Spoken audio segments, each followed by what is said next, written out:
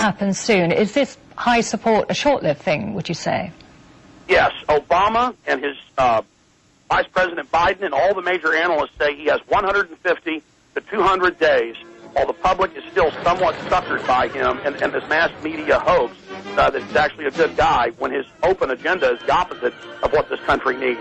And so the people are going to become disillusioned very, very quickly. The controlled corporate media here is hyping the fact that he's really got a 65% approval rating. It's really not that high. We've been talking to people on the ground in D.C. on my own radio show today, and they are saying, yeah, he is betraying us on warrantless wiretapping. He is betraying us, saying the troops are going to stay in Iraq. He is betraying us with this banker bailout. And so they're already becoming apprehensive, but the media in unison, this never happened in the U.S. Well, why is it totally happening behind then? him? You make it sound like it's a conspiracy. Why would you say that the media is doing this? Why this big hoax that you're discussing, you're telling me about? Well, no, I mean, the mainline corporate media is owned by the military-industrial complex and the private banks. And they want to take over the United States. They want to destroy the economy. They've stated this in their scholarly papers, not on the public nightly news, so they can consolidate. This is a conspiracy, but it is an open conspiracy, just like what the oligarchs did in Russia. It is the same group, it is the same crew out of England that are orchestrating this.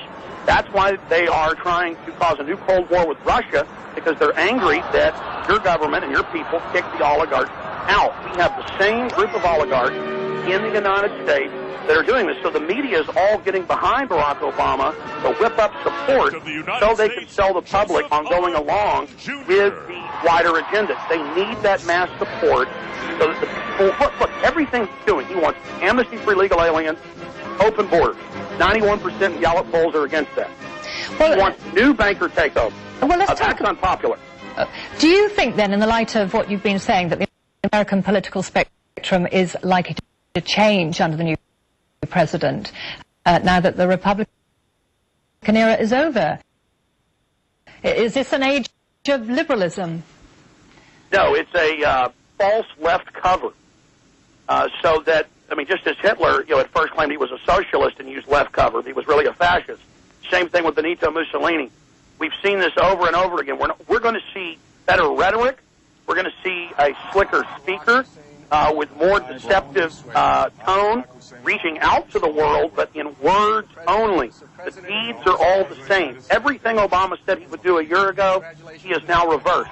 Promised to reverse the undue powers given to the presidency, the dictatorial power. Under the John Warner Defense Authorization Act, PDD 51.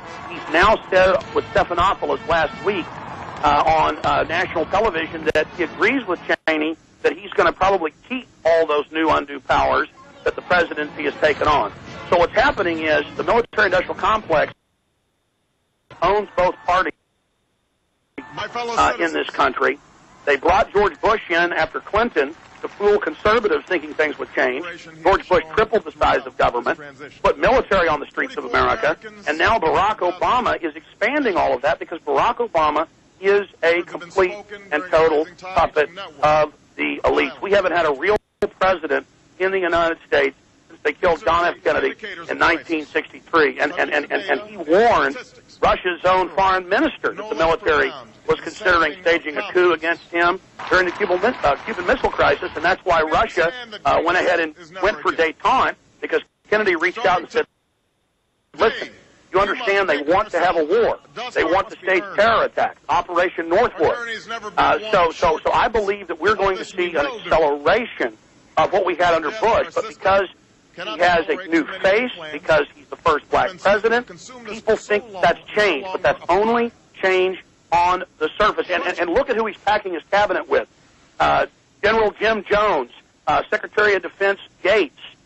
They are bringing in all of these people who were in the Bush administration or the worst characters from the Clinton administration, and all these former IMF and World Bank heads and international bankers who were part of the banking oligarchy that has engineered the collapse that we're now under. The United States is being brought down by criminal oligarchs and is being looted by design. It's Obama's job to sit there and fool the public to go along with it. But then when you read the Army War College, they openly say that within a year to 2 years there will be open rebellion and insurrection in the streets. They admit they're going to use all the new anti-terror powers they claim were for Al-Qaeda against the American people.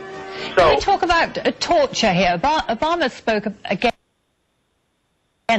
spoke out against torture.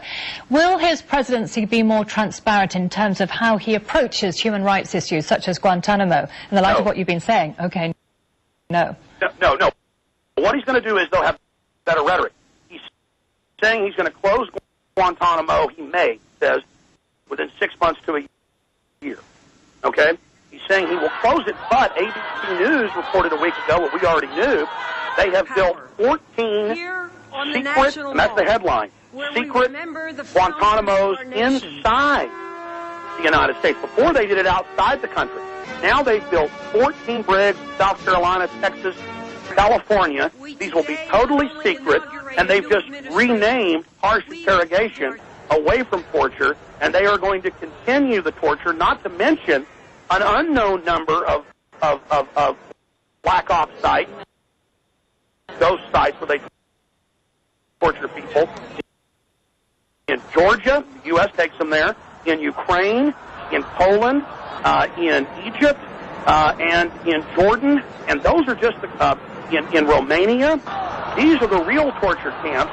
Guantanamo was just a public camp to condition the public in the United States to accept this. Now, Houston Chronicles reported they have built 4 1-million-man camps for the American people for daring insurrection. So no, you're going to see the huge apparatus for, quote, fighting Al-Qaeda swung around domestically, focused in against the American people.